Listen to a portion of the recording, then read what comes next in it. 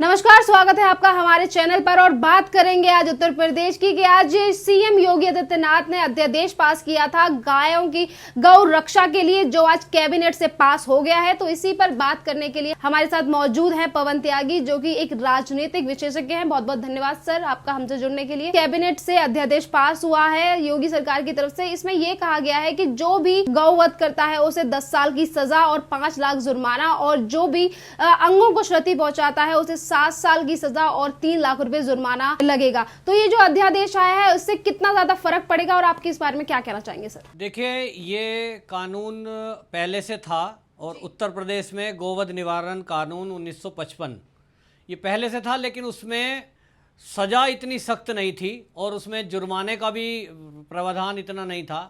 और जिसके कारण से हम देख रहे थे कि उत्तर प्रदेश में लगातार जब से मोदी सरकार आई है उसके बाद तो विरोधी दलों ने लिंचिंग नाम से एक मुद्दा बना दिया कि गो रक्षक जो है वहाँ किसी को पीट रहे हैं, ऐसी वीडियोस आई और उसके नाम पे सरकार को बदनाम करने की भी कोशिश की।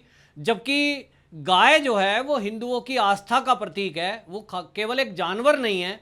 जैसा कि विपक्षी दल कहते थे कि कुत्ते में और गाय में क्या अंतर है, तो एक बहुत बड़ा अंतर है, क्योंकि हम लोग जो हिंदू हैं इस देश की बहुसंख्यक हैं, उनकी आस्था गो, गंगा और गायत्री में है और इस देश की वो पहचान है, ये इस देश की संस्कृति है। और इसके कारण से लोगों की आस्था जुड़ी हुई है। जहां हम 33 करोड़ देवी देवताओं का वास एक किसी में अगर शरीर में मानते हैं तो वो गौ है। और इसीलिए हमारे यहाँ तो जो भगवान कृष्ण और भगवान राम दो ही भगवान हैं, उसमें जो भगवान कृष्ण हैं उनको गोपाल नाम से भी जानते हैं, क्योंकि उन्होंने गायों के संवर्धन के लिए उस समय, जो आज के हजारों साल पुरानी घटना आती है, तब उन्होंने इस देश में लोगों को आह्वान किया था और जिसके कारण आस्था जुड़ी हुई है। तो जैसा आपने कहा, गोवध निवारण कानून 1955 का ही संशोधन किया गया है, जिसमें सख्त सजा ये रखी गई है कि अगर कोई गोवध करेगा तो उसको 10 साल की कैद और 5 लाख रुपए जुर्माना। और अगर कोई क्षति पहुंचाता है, जैसे हमने पिछले दिनों कुछ वीडियोस देखे, कुछ जगह से फोटोज आई हैं, खास तौर पे केरल में, कि वहां गायों को घायल करने के लिए कांटेदार आरे लगा दिए, झाड़ी लगा दी और किसी ने तो बम पटाखों से गाय को क्षति पहुंचाने की कोशिश की। ऐसी कंडीशन में 7 साल की सजा और 3 लाख रुपए तक का जुर्माना। और यह भी इस कानून में रखा गया है कि यदि कोई ऐसा व्यक्ति कि उसको ये गो संवर्धन कानून के तहत सजा हुई है और फिर दोबारा वो उसी कृत्य को करता है, तब उसको जो है दोबारा करने के लिए उसमें गैंगस्टर एक्ट लगाया जाएगा। माने फिर उसकी जमानत भी नहीं होगी और दोबारा ये जो सजा है इसको डबल कर दिया जाएगा। माने अगर दूसरी बार पकड़ा गया तो फिर 20 साल की सजा है और 10 लाख रुपए का जुर्माना है गोवध करने पे। तो ये पहली बार सरकार ने इतना सख्त कानून बनाया है कि अब कोई गाय वध करने से 100 बार पहले विचार करेगा, क्योंकि अब उसका जेल जाना तय ही नहीं, उसके ऊपर जुर्माना भी लगेगा और उसके ऊपर गैंगस्टर एक्ट में वो आजीवन भी जेल में रह सकता है। ऐसे सख्त कानून को योगी जी ने बनाया है। वास्तव में इसकी बहुत प्रशंसा हो रही है। पूरे उत्तर प्रदेश में जो बहुसंख्यक हैं और संत समाज है, उनकी बहुत समय से मांग थी कि जिस तरह से गोवध होता है इस देश में और उत्तर प्रदेश में जगह जगह चोरी छिपे इस तरह के काम होते थे, उसमें अक्सर जो है हमारे कानून की ढिलाई की वजह से बहुत सारे गोवध करने वाले लोग छूट जाया करते थे। तो अब वो डरेंगे। इससे संत समाज में और जो गौ को पालते हैं, जिनकी आस्था गाय के साथ है, उन लोगों में बहुत खुशी है। और जैसा कि हम जानते हैं कि योगी जी खुद गायों के प्रति वो ऐसी आस्था रखते हैं, गायों का खुद संरक्षण और पालन करते हैं। और गोरक्ष पीठ जिससे वो जुड़े हुए हैं, वो गोरक्ष पीठ जिसके वो महंत हैं, वहाँ भी ये गायों के संरक्षण के लिए आदिकाल से काम चलता आया है।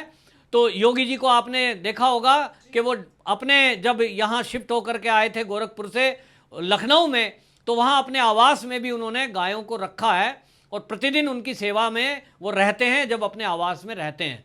तो ये हमारे हिंदुओं की आस्था का जुड़ा हुआ प्रतीक है। कुछ लोग, विपक्ष वाले लोग इसको ये कहते हैं कि ये आप तो गाय के बारे में इतना चर्चा करते हैं, गाय को लेकर के इसको बैन लगाने की बात कर रहे हैं कि पूरे देश में इसको बैन होना चाहिए और हम गाय मांस खाएंगे। बहुत लोगों ने विरोध प्रकट करने के लिए और गौ मांस का भक्षण खुलेआम करना शुरू किया, जिसमें हमने केरल में और हैदराबाद में ऐसे दृश्य देखे। तो एक तरह से वो भावनाओं को भड़काने का काम कर रहे हैं, जबकि ये हिंदुओं की आस्था का प्रतीक है, ये हमारे देश की संस्कृति से जुड़ा है, ये यहाँ के बहुसंख्यकों की पूजनीय है और इनको इसीलिए हमने गौ माता कहा है, क्योंकि गाय से आधारित ही हमारे देश में, जैसे हम हमारे देश को कैसे जानते हैं, तो हमारा देश कृषि प्रधान देश है और इस देश में कृषि होती थी, तो कृषि में गाय का गोबर खाद के रूप में काम आता था और गाय का ही वंश जो बैल है वो हल में चल करके काम आता था। आज भी कई जगह जिनके पास उतना पैसा नहीं है कि वो ट्रैक्टर खरीद सकें, वो बैलों से ही अपनी जुताई करते हैं। तो और उसके बाद औषधीय गुण गाय के मूत्र में और गौ में ये औषधीय गुण है, ऐसा आयुर्वेद में लिखा है। बहुत सारी बीमारियों का इलाज उस गाय के गोबर से, गाय मूत्र से होता है। लेकिन बहुत सारे लोग विपक्ष के इसको मजाक के रूप में लेते थे और इसको हास्य के रूप में लेते थे, लेकिन आज पूरी दुनिया इस बात को मान चुकी है, जो आयुर्वेद पर विश्वास रखते हैं, कि कैंसर जैसे भयंकर रोग में भी रोगियों को आराम देने के लिए, आराम पहुंचाने के लिए और गौमूत्र का प्रयोग किया जाता है।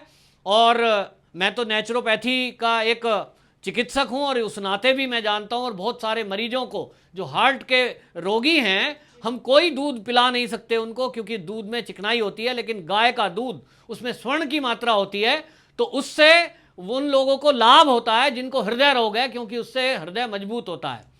तो गाय के अनेक उपयोग हैं, अनेक लाभ हैं, लेकिन हमारे देश में इस गाय को संवर्धन नहीं किया गया, जबकि हमारे यहाँ भगवान श्री कृष्ण ने उनको गो संवर्धन और गो रक्षण के लिए उन्होंने संदेश दिया था। उनका एक नाम गोपाल भी उसी से पड़ा था। लेकिन हमारे देश में आधुनिकीकरण की दौड़ में हम चल पड़े और इसीलिए हमने गाय को पालना छोड़ दिया।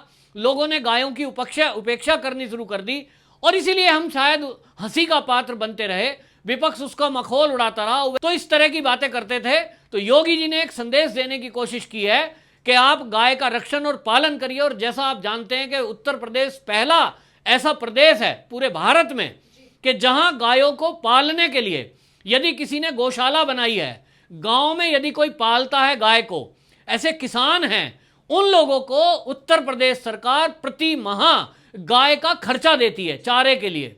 ये पहली सरकार है। तो योगी जी जब से सत्ता में बैठे हैं, उन्होंने गौरक्षण और गौपालन को प्राथमिकता दी है। इसी का कारण है कि बड़ी संख्या में किसानों की ये कंप्लेंट रहती थी कि आवारा गाय जो पशु घूमते हैं, गोवंश जो बैल वगैरह घूमते हैं, वो उनकी फसल को नुकसान पहुंचाते हैं और वो आवारा पशुओं का क्या किया जाए। तो योगी जी ने आदेश दिया था सभी ग्राम प्रधानों को, डीएम के थ्रू वो आदेश पहुंचा और सभी ग्राम प्रधानों को यह निर्देश दिया गया कि अपने अपने गांव में वो एक गौशाला बनाएं। अगर उस गौशाला में गायों को रखें और उनकी चारे की व्यवस्था, उसका आप पूरी डिटेल दीजिए, कितनी गाय हैं, तो उनका खर्चा सारा उत्तर प्रदेश सरकार देगी। उसी कारण से बड़ी संख्या में उत्तर प्रदेश में गौशालाएं खुली और बहुत सारे ऐसे लोग हैं जो एनजीओ के रूप में गौशाला चला रहे हैं। तो एक ऐसा वो उद्योग भी बन सकता है आगे आने वाले समय में, क्योंकि आज हम देख रहे हैं कि गौ के संवर्धन करने वाले लोग गाय के गोबर से गत्ता बना रहे हैं, उसी से अगरबत्ती बनाते हैं, बहुत सारी दवाइयां भी बन रही हैं। तो अब धीरे धीरे लोगों में जागरूकता आई है, लेकिन उस जागरूकता को भी करने के लिए उत्तर प्रदेश में योगी जी ने पहल की, लोगों को समझाया और आवारा पशु जो हमें सड़क पर मिलते थे, गोवंश, आज वो मिलना बंद हुए हैं। तो आज किसानों में भी जो ऐसे लोग थे जिनके पास खेती थोड़ी थी, उन्होंने गाय रख ली, गाय पाल ली, उनको गाय से दूध भी मिल रहा है और लाभ भी मिल रहे हैं। दूसरी तरफ गाय उनको पाल रही है एक तरह से। मैं एक गांव में गया, एक गौशाला में, तो मैंने कहा आपने गाय पाल रखी है? तो उन्होंने मुझे टोका, गौशाला वालों ने। उन्होंने कहा जी आप उल्टा बोल रहे हैं, हम गाय को नहीं पाल रहे हैं, ये गौ माता है, ये माता हमें पाल रही है। मैंने कहा जी मैं समझा नहीं, आप चारा तो आप ही खिलाते होंगे। उन्होंने कहा नहीं साहब, उत्तर प्रदेश में योगी जी पर गाय उनको पर मंथ 1000 रुपया लगभग मिलता है चारे के नाम पर, वो हमें आता है और चारा हमारे खेत में है, तो वो खर्चा मिलता है हमें खेत की जो फसल है उसको कहीं बेचने नहीं जाना है, और उसके बाद जो गाय का मूत्र है, गोबर है, उससे हम मेडिसिन बना रहे हैं, उसको हम कंपनी को दे देते हैं, और यहाँ पर एक छोटी सी मशीन लगानी पड़ी है, उससे अगरबत्ती लगा रहे हैं। तो एक उद्योग का रूप भी धारण कर रही है। और जैसा कि हम जान रहे हैं कि अभी योगी जी ने चाइना के बहिष्कार को लेकर के मोदी जी का जो आह्वान हुआ था, उसमें लघु उद्योगों को जो बढ़ावा देने की बात हुई थी, तो उत्तर प्रदेश में भी इस तरह का लघु उद्योग चलने की जो बात हुई है गांव-गांव में, वो गाय से भी संबंध हो करके, और बहुत सारे आयुर्वेद से जुड़े हुए लोग इस गाय को एक तरह से समझिए कि एक गाय लोगों को पालने में आगे आने वाले समय में हितकारी होगी, और कहीं ना कहीं हमारी खेती में भी गौ माता का बहुत बड़ा योगदान होने वाला है। उत्तर प्रदेश ने ये सबसे पहले इस अध्यादेश को लागू करके एक उदाहरण भी प्रस्तुत किया है कि पहले आप देखिए गाय को पालने और संवर्धन के लिए योगी जी ने मदद की लोगों की, आज गौशाला बन गई है। उसके बाद भी जो लोग गाय को नुकसान पहुंचा रहे थे या गोवध करने में लगे हुए थे चोरी छिपे, उनको कड़ा संदेश देने की कोशिश की है कि अब वो बच नहीं सकते, उन्हें जेल होगी, उन्हें मुआवजे भी देने पड़ेंगे, मतलब पेनल्टी लगेगी, उन पे जुर्माना लगेगा। तो अब अपराधियों की खैर नहीं है, ये कड़ा संदेश योगी जी ने दिया है। बहुत बहुत धन्यवाद सर आपका हमसे जुड़ने के लिए।